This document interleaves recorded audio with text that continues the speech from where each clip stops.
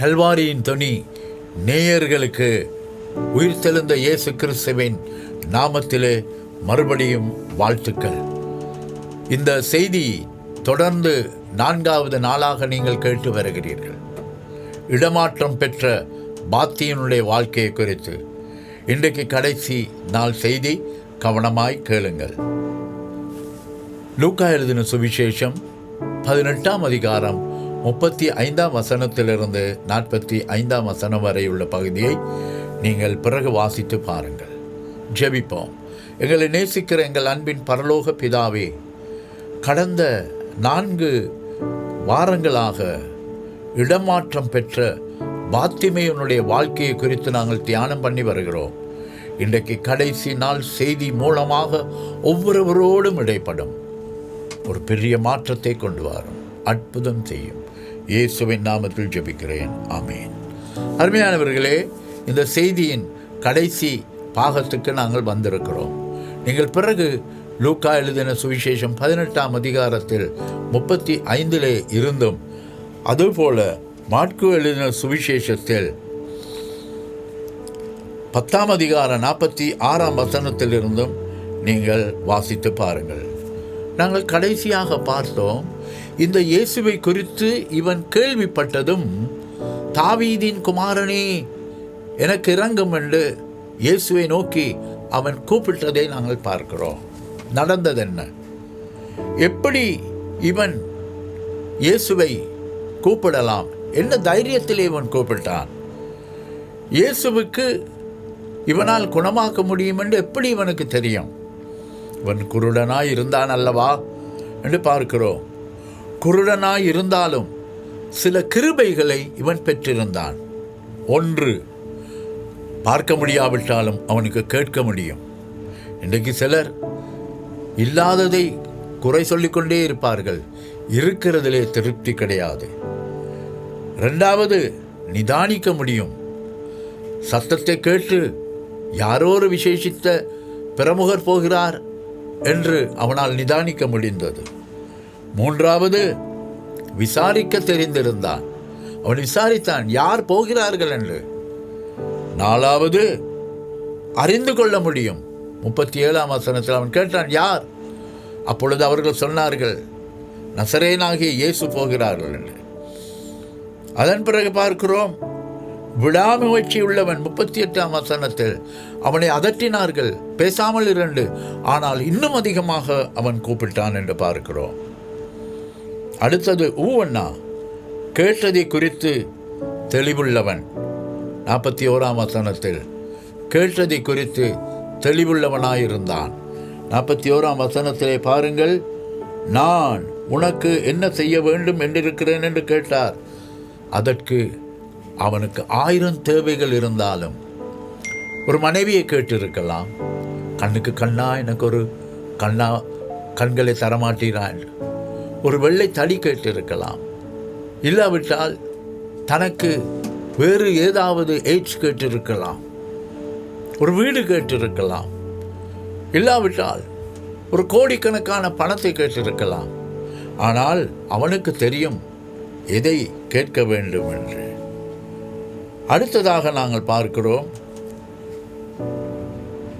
கேட்பதினாலே விசுவாசம் வரும் என்று நாங்கள் ரோமர் 10ஆம் அதிகாரம் 17ஆம் வசனத்திலே வாசிக்கிறோம் அல்லவா? ஆகவே அவனுக்கு தான் கேட்பது என்ன என்பதை அவன் சரியாக தெரிந்து வைத்திருந்தான். கேட்பதினாலே விசுவாசம் வரும். மறுபடியும் நாங்கள் பார்க்கிறோம், இயேசுவின் வருகையின் நோக்கம் என்ன? லூக்கா 4ஆம் அதிகாரம் 18ஆம் வசனத்தில் இயேசு நாசரேத்தில் தன்னுடைய ஊரிலே தன்னுடைய ஜெபாலயத்தில் வந்து பரிசுத்த ஆவியானவர் தன்மேல் இருக்கிறதையும் அவர் எதற்காக வந்தார் என்பதையும் சொல்லும் பொழுது அவர் சொல்லுகிறார், குருடருக்கு பார்வை கொடுப்பதற்காகவும் வந்தேன் என்று. ஆகவே இதையெல்லாம் அறிந்திருந்த இந்த பாத்திமேயு, ஆண்டவர் அவனை அழைத்த பொழுது அவன் தன்னுடைய மேல் வஸ்திரத்தை தூக்கி எறிந்து போட்டு மாட்கு சொல்லுகிறான், அந்த வஸ்திரம் இனி அவனுக்கு அவசியம் இல்லை, பழையதெல்லாம் ஒளிந்து போயின, எல்லாம் புதிதாயின, எனக்கு ஒரு புதிய வாழ்க்கை கிடைக்கப் போகிறது என்று அவன் ஓடி வந்தான். நீங்கள் இயேசுவிடம் வரும் பொழுது பழையதையும் சுமந்து கொண்டு வராதீர்கள். பழையதை எல்லாம் தூக்கி எறிந்துவிட்டு இயேசுவிடம் வாருங்கள். அவர் உங்களுக்கு ஒரு புது வாழ்வு கொடுக்க வல்லவராய் இருக்கிறார். இந்த பாத்திமேயுக்கு ஒரு புது வாழ்க்கை கொடுத்தது போல நாங்கள் பார்க்கிறோம். அவன் உடனடியாக ஒரு மாற்றத்தையும் உணர்ந்து கொண்டான் என்று பார்க்கிறோம். 43ஆம் வசனத்திலே நாங்கள் வாசிக்கிறோம், உடனே பார்வை அடைந்து தேவனை மகிமைப்படுத்தி கொண்டு இயேசுவுக்கு பின் சென்றான் என்று பார்க்கிறோம். உங்கள் வழியாக இயேசு கிறிஸ்து பயணம் செய்கிறார். நீங்கள் என்ன செய்வீர்கள்? பார்த்து கொண்டிருப்பீர்களா?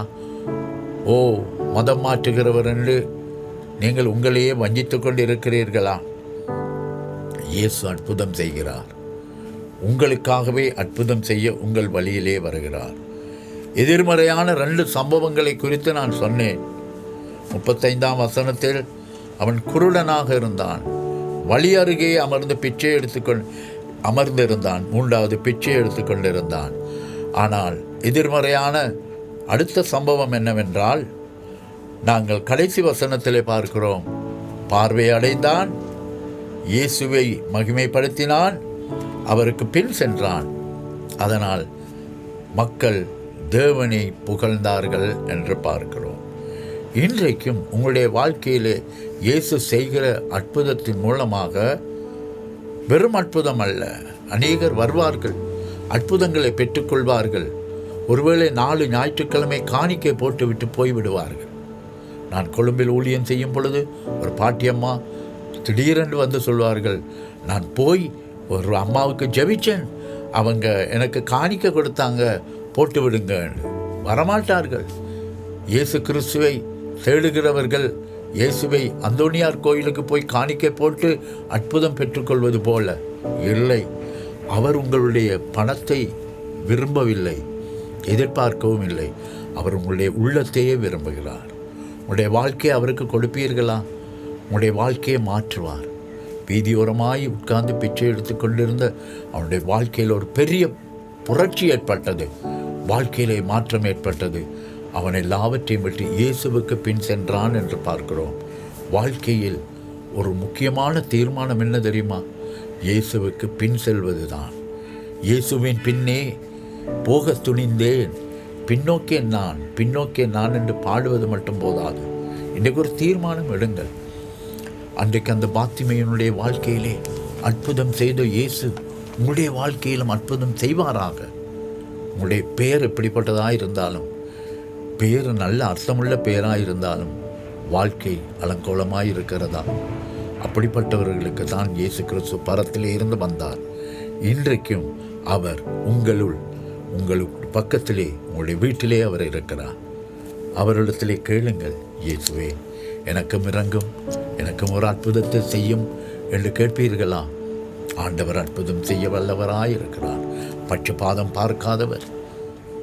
நீங்கள் எந்த மதம், எவ்வளவு பணம் இருக்கிறது, இந்த ஜாதி என்று பார்க்க மாட்டார். உங்களுடைய கூக்குரலின் சத்தத்தை கேட்டு உங்களுக்கு அற்புதம் செய்வார். இப்பொழுது நான் உங்களுக்காக ஜெபிக்க போகிறேன். இந்த செய்தியின் கடைசி பாகம் இது. தொடர்ந்து இந்த பகுதிகளை வாசித்து பாருங்கள். ஜெபம் பண்ணுவோமா? என்னோடு ஜெபம் பண்ணுங்கள். என்னோடு ஜெபிப்பீர்களா? ஆண்டவராகிய இயேசுவே, பாவியாக நான் உம்மிடத்தில் வருகிறேன். என் பாவத்தை மன்னித்து உம்முடைய பிள்ளையாக என்னை ஏற்றுக்கொள்ளுங்கள். நான் உம்முடைய பிள்ளையாய் வாழ ஆசைப்படுகிறேன். இயேசுவே, என் பாவத்தை மன்னித்தீர், உம்முடைய பிள்ளையாய் என்னை ஏற்றுக்கொண்டீர். நன்றி. கடைசி வரைக்கும் உமக்காகவே வாழ்வேன். ஆமேன். ஆண்டவராகிய இயேசு கிறிஸ்து உங்களுடைய வாழ்க்கையிலே இன்றைக்கு ஒரு பெரிய அற்புதத்தை செய்ய ஆரம்பித்து விட்டார். விசுவாசியுங்கள். விசுவாசித்தால் நீங்கள் தேவனுடைய மகிமையை காண்பீர்கள். கர்த்தர் தாமே உங்களை ஆசீர்வதிப்பாராக.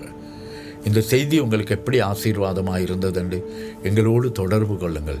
எங்களுக்காக ஜெபியுங்கள். ஒவ்வொரு வெள்ளிக்கிழமையும் இதே நேரத்தில் கல்வாரியின் தொண்ணி நிகழ்ச்சியிலே எங்களோடு வந்து கலந்து கொள்ளுங்கள். மற்றவர்களுக்கும் இந்த நிகழ்ச்சியை குறித்து சொல்லுங்கள். உங்களுக்கு ஊழியம் செய்வதிலே நாங்கள் மகிழ்ச்சி அடைகிறோம். உங்களுக்காக நாங்கள் ஜெபிக்க விரும்புகிறோம். கர்த்தர் உங்களை அபரிதமாய் ஆசீர்வதிப்பாராக. ஆமென்.